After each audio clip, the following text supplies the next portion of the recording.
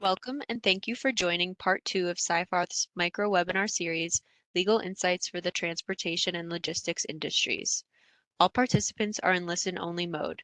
You are encouraged to submit questions throughout the program through the Q&A section located on the right side of your WebEx window.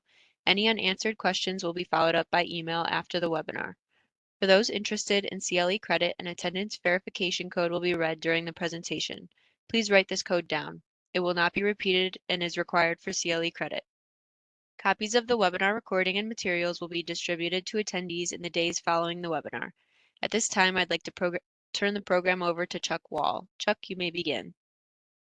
Great. Thank you, Brooke, and welcome everybody. It's a pleasure to have you with us today. My name is Chuck Wall. I'm a partner in Seyfarth Shaw's construction group, and I sit in the DC office. And I also have the pleasure of chairing our transportation and logistics group. Joining me today is Ann Perkey-Deller. Ann is a partner in our real estate practice based in our Seattle office, where she focuses on real estate transactions, including representing owners and developers in industrial development. And she also brings a unique perspective to her practice, thanks to her technical background in hydrology, and she helps clients with environmental due diligence and regulatory compliance. So Ann, welcome to you as well. Thanks, Chuck.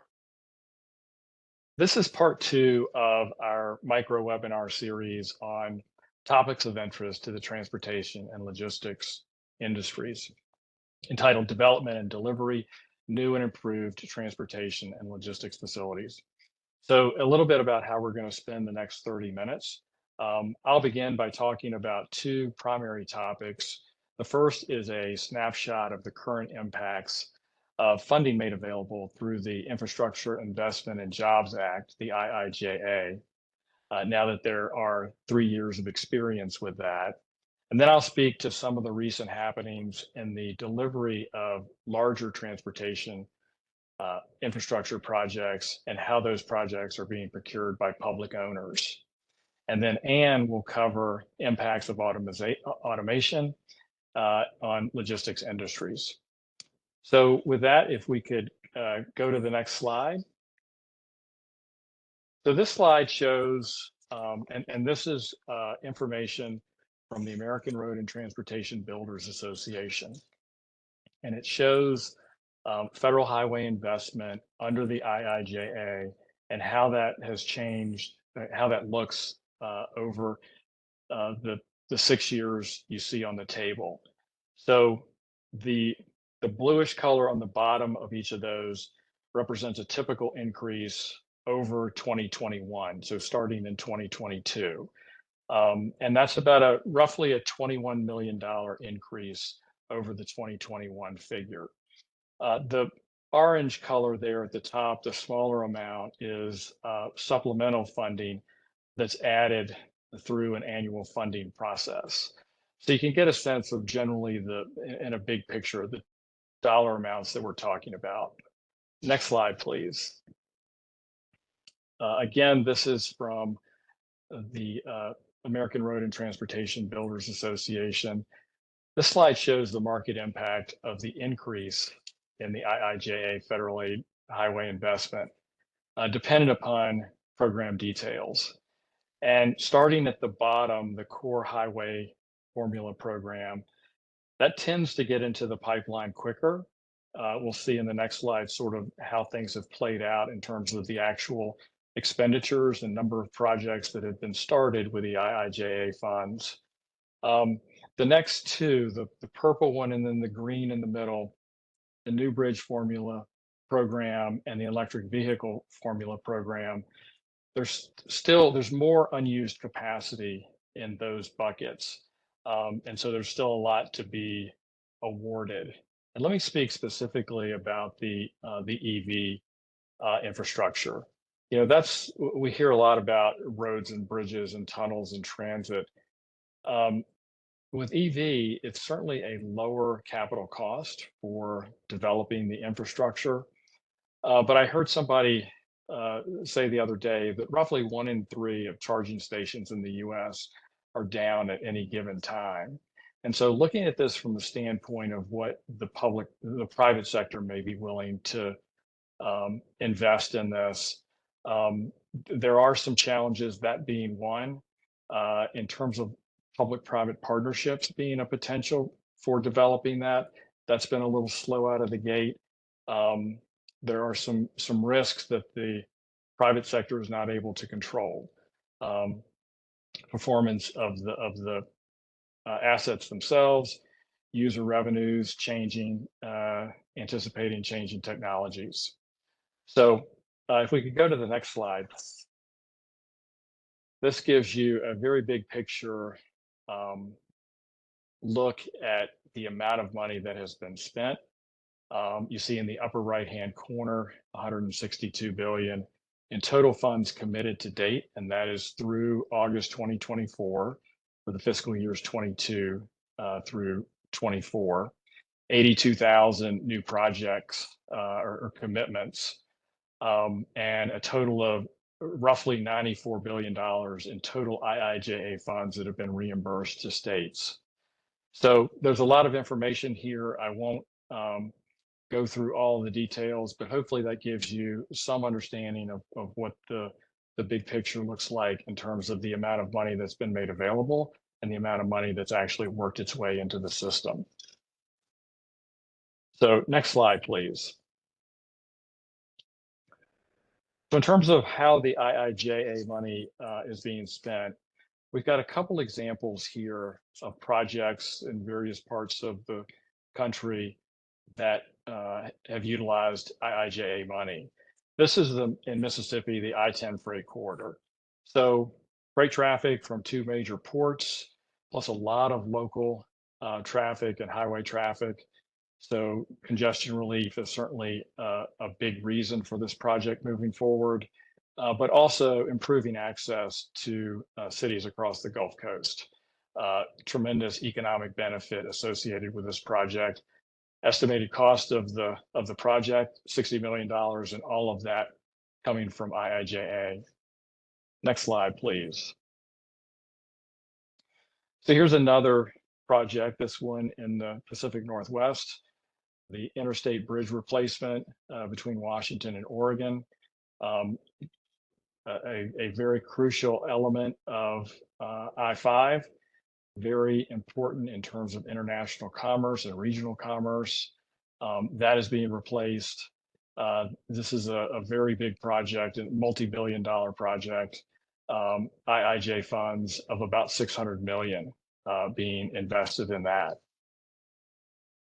So next slide, please. So now I want to turn to stepping away for a moment from the IIJ money and how it's being spent to the procurement methodologies and the contracting templates that are being used for purposes of procuring these projects. And I wanted to focus on progressive design build in particular, because it has become one of the more popular or increasing in popularity procurement tools used by state DOTs and some other public owners.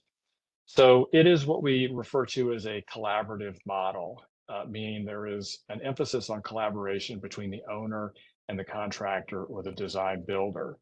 And a lot of that collaboration is centered on risk, project risk, how to allocate that risk, manage expectations in relation to the risk, um, and at the same time, leveraging the improvements in construction technology and other technologies that are going to impact the transportation industry and the use of these facilities going forward.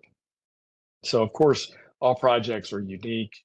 As they get larger and more complex, the delivery tools and the individual elements of the contracts that support those are getting more complex as well.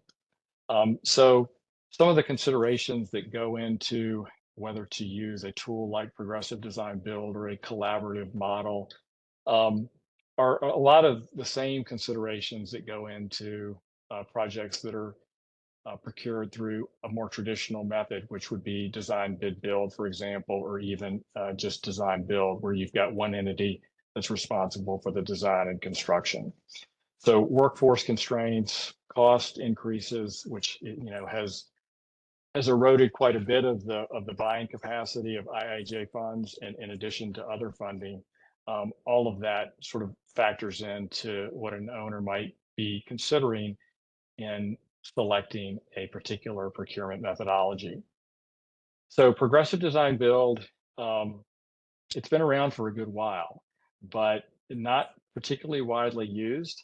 But it's gaining quite a bit of traction, particularly in some of the larger projects.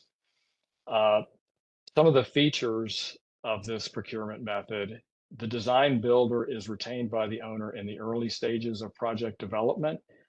Much more focus, as I mentioned, on collaboration between the owner and the design builder in early design and pre-construction stages, primarily in relation to identification and mitigation of risks. And it's a two-phase delivery. The price is not finalized until the second phase. So well after the design builder has been selected, and the design builder is selected largely upon its qualifications for the project. So the way the procurement process works: the owner issues an RFQ, the design build teams submit qualifications, the owner shortlists those teams, issues an RFP, and from there it's a best value selection process. And the evaluation criteria is largely qualifications based, but often includes a small element of price. So I mentioned it's two phases. So the second phase, the first phase is once the design builder has been selected, there is a high level of collaboration that includes open book pricing, giving the owner an inside look at how the design builder is pricing the risks. And then in the second phase, there is a total lump sum price that is negotiated based upon the design that has been developed in the first phase, the preliminary design, I should say. And assuming there's an agreement on price, the design builder completes the final design and constructs the project. And the owner does have an off ramp. If after the first phase, the parties haven't agreed on price, then the owner can walk away if there's no agreement, but it is not desired, certainly from an owner, because then they're going to have to restart the procurement. So from an owner standpoint, what makes it attractive? A couple of things. There's the high level of collaboration. It lessens the opportunity for disputes, can mitigate risk very effectively. Owner has good visibility into how risks are being priced. And there's a greater opportunity to mitigate those risks early in the project. The cons would include mainly focused on price. There's no bidding. And so once a contractor or design builder is selected early on, there is no opportunity for another contractor to come in and bid against the design builder for the final price. And also, because the owner is so involved in the early design phases, it takes a lot of owner resources. So that's a little bit in terms of how the design build, progressive design build works. And if you go to the next slide, um, got some examples of some projects that I'll work through quickly. The Spence Bridge corridor, across the Ohio River between Kentucky and Ohio. It's a replacement. It's a very complex and expensive project. Progressive design build was selected over a value-based fixed price design build, where the pricing would have been done completely upfront. And the rationale for that was, addressing and allocating project risk, inflationary trends, and a need for ongoing engagement. Many communities and other stakeholders are affected by this project pretty significantly. So those are the things that were identified as reasons they selected progressive design build. This is about a $3.6 billion project all in. Two IIJA grants totaling about 1.6 billion. have been allocated to this project, and it is expecting to break ground soon. And then if you could go to the next slide, a project that many people are aware of, and that is the Francis Scott Key Bridge rebuild. Obviously, the tragedy earlier this year forced things to get in motion quickly, and Maryland selected this process primarily based upon schedule, cost containment, and then also allocation of the project risk. So both of those projects seem to be very good fits for this type of procurement methodology. If you can go to the next slide, just a quick word about public-private partnerships, which is another innovative delivery method. Many states have developed authorizing legislation to allow public-private partnerships to move forward. There's a contracting structure that comes in several different forms: design, build, finance, operate, maintain, all included, or design, build, finance, or design, build, operate, maintain. There's several other options there, and some things that are happening in the current market. Tennessee Choice Lanes, I-24 P3. Just earlier this month, they had an informational meeting about that procurement has started and is moving forward. That is adding express lanes south of Nashville and sort of southeast direction. The Port Authority, Terminal B, has indicated an interest in using P3s for some part of that procurement. And then also just recently, Denver International Airport indicated an interest in their consolidated rental car facility for the program management team. So those are some things that have just happened within the last few weeks on the P3 front that you show a consistent use of that mechanism. The P3 market has been a little soft for the last few years, but there certainly are projects that are continuing to move forward. So with that, I will turn it over to Anne. Thank you so much, Chuck. That was extremely insightful. So thank you for your time. So switching gears a little bit, I'm going to speak to kind of the changes in the industrial landscape over the last few years, which was triggered by, the COVID boom. So after COVID and during COVID, we just saw this much greater demand for goods being delivered to people's homes. And because of that, we've seen this rapid involvement in the design of industrial buildings to make sure that they can accommodate these increased volume outputs. And that goes hand in hand with this increase in volume outputs is an increase in automation. So we're just seeing a move by a lot of industrial developers and users to more automation in these industrial facilities. Next slide, please. So some of the things that we're seeing is, in terms of what the building design, we're seeing buildings that are much taller with smaller footprints. So say 10 years ago, a typical fulfillment center was, 1 million square feet. Now we're seeing them 600 square feet with 90 feet of clear height. So we're seeing a much smaller footprint, but much more height. And, that's in part because of the major increase in robotics. So we have, additional floors that we can use for storage. And then we're using robots to, unpack and sort and pick goods. The thing that this requires though is, robots are very different than people, and it really modifies the layout of warehouses. They used to be typically U-shaped, I-shaped, or L-shaped, and they were, developed to accommodate, people on forklifts moving goods and, handling the actual packing and shipping. And so now with robots, it just really changed how the warehouses are laid out. Another consideration in this is, the demand for, because robots are heavier, what are we doing to reinforce flooring and structural support? So it really has changed the landscape of what building design looks like. The other piece that's changed is, it's not just about the design of the building, it's about the location of the building. And so whereas before we would need these large swaths of land that would allow for these large, square foot facilities, we're seeing, smaller footprints, we're able to locate buildings much closer to urban cores. And that, really changes where the capacity of, the buildings. Next slide, please.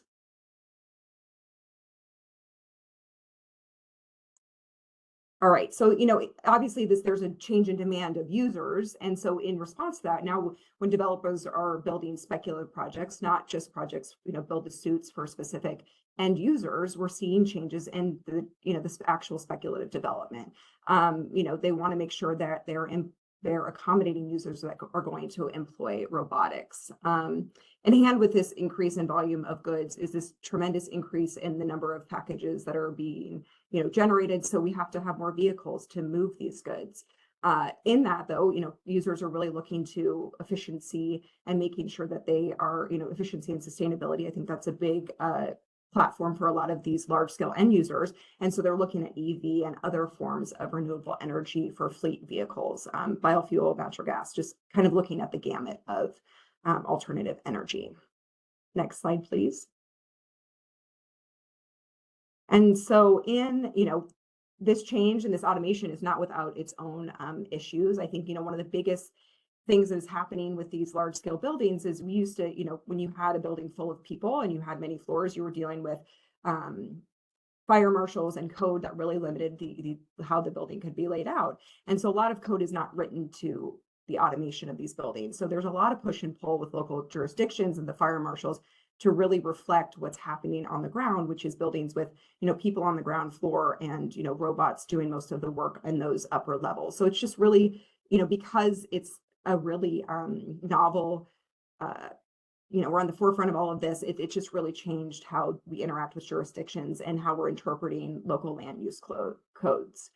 And I think, to a lot of the stuff that Chuck talked about, we're looking at all these infrastructure projects because we're just having an increased traffic demand due to, the fact that so much more is being delivered to people's homes. And so that's a, problem that we're dealing with, in jurisdictions is how do we accommodate this increase in traffic? And then the biggest piece of, robotics, or even if we're looking at like data centers, is this extreme increase in demand for power. And so how are we getting power to sites? And then, how are we looking at renewable and alternative energy to support these higher demands? Again, it's these end users are really trying to bolster their, sustainability efforts, and they're doing so by supporting the growth with renewable energy. Next slide.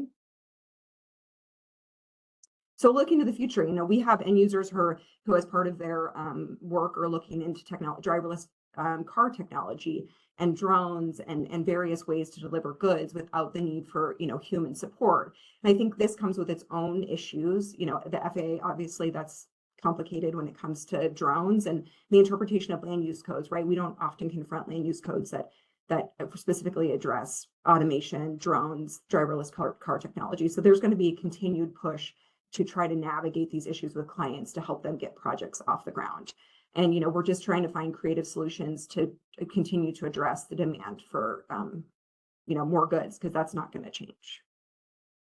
And so that's it on my end. You're muted, Chuck, sorry. Thank you. I've got a question going back to your comments about the changing location of the buildings moving towards the urban core. How exactly are locations being identified in that realm? I mean, like, how close can they be to an urban core, or are they, more centralized within that core? I'm curious about how that's playing out. Yeah, I mean, I think a lot of that has to do with land use. And I think that because there's such I think it depends on the jurisdiction. There's more of a willingness to allow these more efficient uses in these areas. And so I think sometimes you're coming across a jurisdiction that says, absolutely, we're able to accommodate that, closer to the core. And then you're really relying on, I think, the brokers and the developers to identify those pieces of land that can accommodate that. Or you're working with a team that's able to, work with the jurisdiction to modify the land use and to enable you to have these facilities closer to the urban core. And I guess a lot of times you have infrastructure improvements that go along with that, and you all work with the owners, whether that be state DOTs or localities, in relation to how those improvements are going to be affected as you move forward with a project. Yeah, absolutely. I would say for any of these really large scale developments or build-to-suits or speculative, you're really having to I would say 90% of the time you're working with the local jurisdiction or the DOT to come up with whatever infrastructure improvements are going to be required for the project. And then I think the thing that goes, hand in hand with what you're talking about, Chuck, is where we have, the approvals for a given project will require certain offsite infrastructure, but there's also an interplay between what is required of the development and then what is already happening in the region, right? I have a project that is actually near the bridge that fell in, it's Maryland, right? Yes. And you know, we have, obviously that's a huge part of the impact of the traffic at the site, but then what infrastructure improvements are we making in order to support our end use? Yeah, and that bridge is a good example. I mean, the Port of Baltimore there is a tremendous flow of port goods through that. As I recall, that is the highest level in terms of cars and light trucks coming through that port. So, the inability to use it and the impact on economics and communities and individuals is so significant. That going back to how Maryland selected progressive design build as a means of procuring that project, that played a lot into that determination, because getting started, having a collaborative format for the owner to work with the contractor, the design builder, in order to advance early design as quickly as possible. Obviously there was cleanup associated with that project, but many things have been done in order to make that move as quickly as possible because of the obvious limitations with respect to moving goods and the impact on logistics communities in terms of doing that. And it's interesting, I think I'm sure you see in your practice how we jurisdictions incentivize people to, you'll have a jurisdiction that really wants these kind of projects in their community, right? And how different those incentives versus where you have a jurisdiction who really is pushing back. And so I think Maryland's a good example of, they want that commerce in their, supporting their tax infrastructure. So it's how do they make sure that they're taking the steps in order to make that feasible for tenants and landlords in their area. Right. Okay, we are getting near the end of our time. Anne, I believe you have the Yeah, so CFP Brooke, if code. you go to next slide. Yeah, so the verification code is SS, as in Seyfarth Shaw, 1511. So SS 1511. Okay, great. Well, Anne and I are both available to anybody in terms of any follow-up questions that you might have. Happy to engage with you in relation to any of the subject matter that we've talked about, or to go to any of the other attorneys here at Seyfarth who practice in this area. Be delighted to help answer any questions. And with that, I believe we are concluded. Anne, thank you for being a part of this. Thanks everybody for watching and listening, for your attention. Greatly appreciated. And this will end our program. Thank you everybody for joining.